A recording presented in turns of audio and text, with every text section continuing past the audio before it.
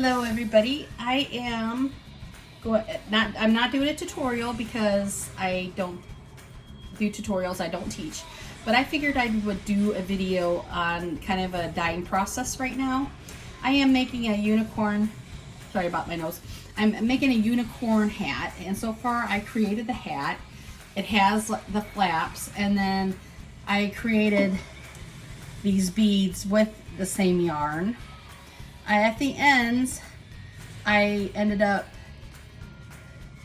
doing a wrap around to tie the bottom, and then I kind of left the other ones hanging, and then the other ends I have all just kind of like an over knot, and that way it won't come unraveled. And so the yarn that I used was merino wool, and so it's going to be kind of warm.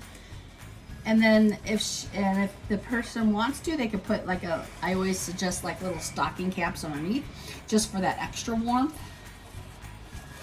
And then so what I'm going to be doing now is adding a horn and ears, and then I'm going to add some mane. I haven't figured out how I'm going to do the mane yet, so when I figure that out, I'll do a second video with this. But this hat only took me less than 4 hours. The pattern was really super fast.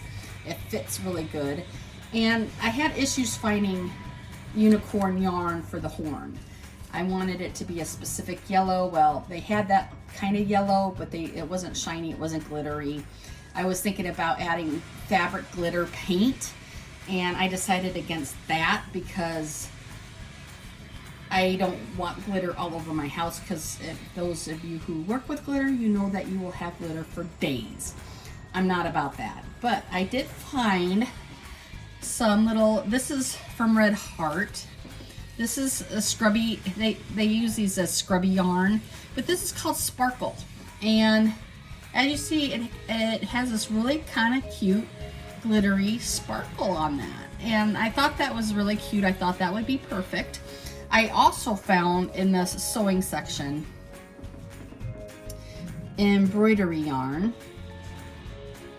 And so this is like embroidery yarn, and it has that perfect gold, glittery, shiny. So what I plan on doing is I took 20 yards of extra yarn. I ended up spinning up about 220 yards, and I have that in a video. This is kind of like this is what it looks like plied. And what I decided to do, instead of taking white yarn, I decided I want to experiment for the first time and see if I could dye over this and kind of keep the pastel, you know, I kind of want to keep kind of some of the coloring in here. So I'm going to kind of do a light yellow over this, not really dark. And then what I'm going to do is, after when this is dyed, it'll dry. And then I'll take this and apply them all over again, and I'll intertwine everything into yarn, and then I'll crochet the horn up to add to the hat. So that's, now whether or not that turns out or not, I don't know. So now what I have is I have the yellow that I'm going to use. I use Dharma dyes. I love the Dharma dyes. I have not tried the Jacquard or whatever the other dyes are, just because I haven't really experimented, and I have probably a lifetime's worth of dyes. My suggestion is, if you get into the dye thing, you don't need these huge containers. You could buy the littlest containers, and they will last for days. They'll last for years, or maybe a lifetime. You know, unless if you dye a lot, which I don't, but I plan on to start using all these up, you know. And this is why I bought a lot of white merino, and I'm working with a lot of white alpaca and different white fleeces, because that way I could play with the coloring.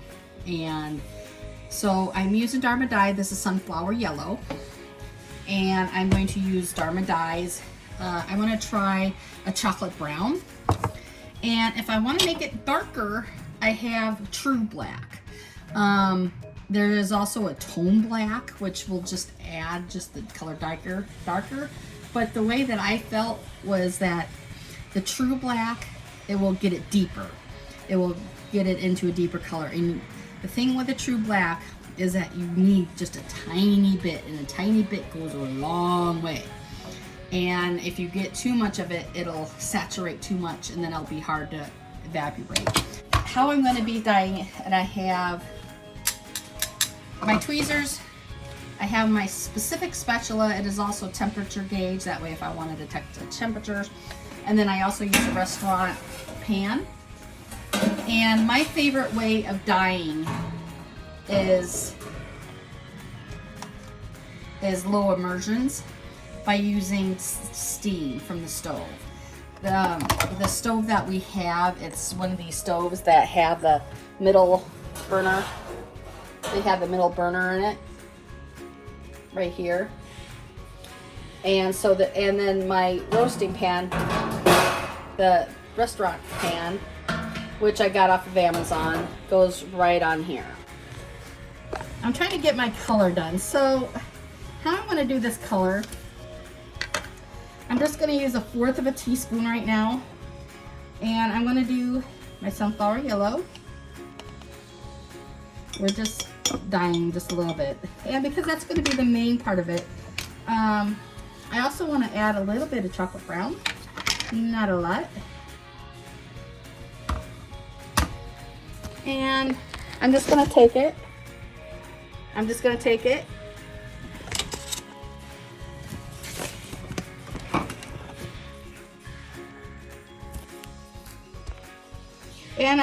take it and kind of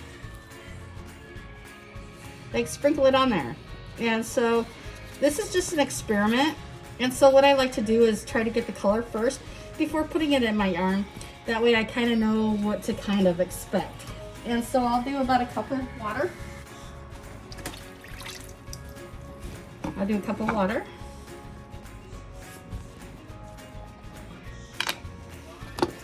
And that's why I like this.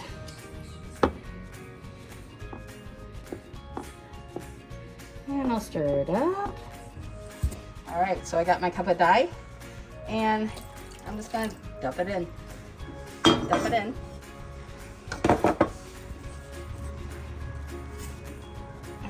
And at this point, I can take off my mask because I have the powders all. I'm not going to inhale the powders. The powders are covered up with the lids, and the powder is now in the thing. So I have my mask off now at this point.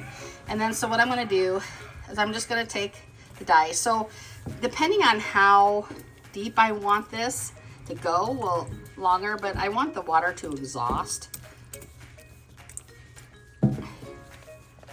And you can see that it's kind of changing the pastels. So I'm still going to have the pastels, but I'm still going to have these pastels, which is going to be kind of cool. I think I might want to keep those pastels. Yeah, I think I might want to keep these pastels. So I'll make sure that it's all kind of soaked.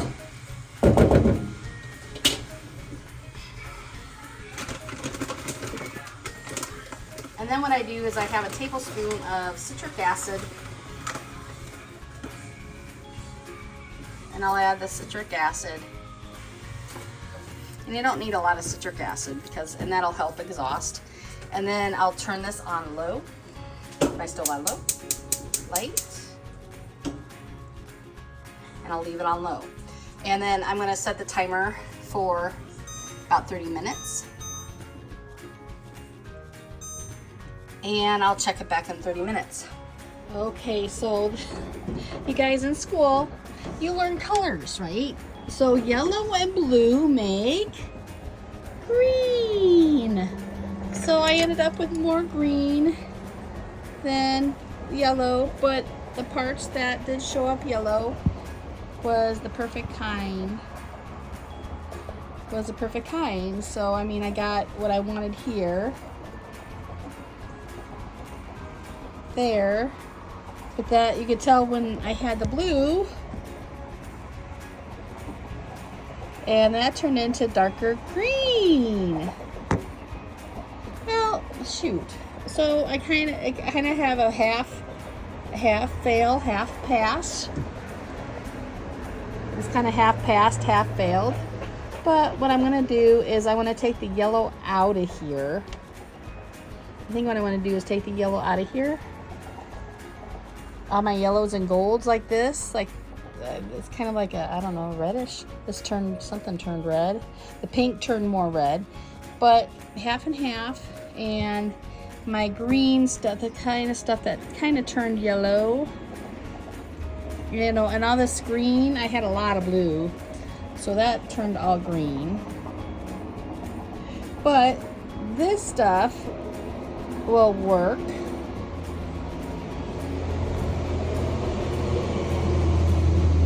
Kinda. So kind of a half pass failing grade here. It totally didn't want to come out. So I think I'm gonna hold off on this yarn. I'm gonna let it dry and use this for another project. Maybe I'll use this for another project. And I'm just gonna spin out some white and dye it yellow. Fail.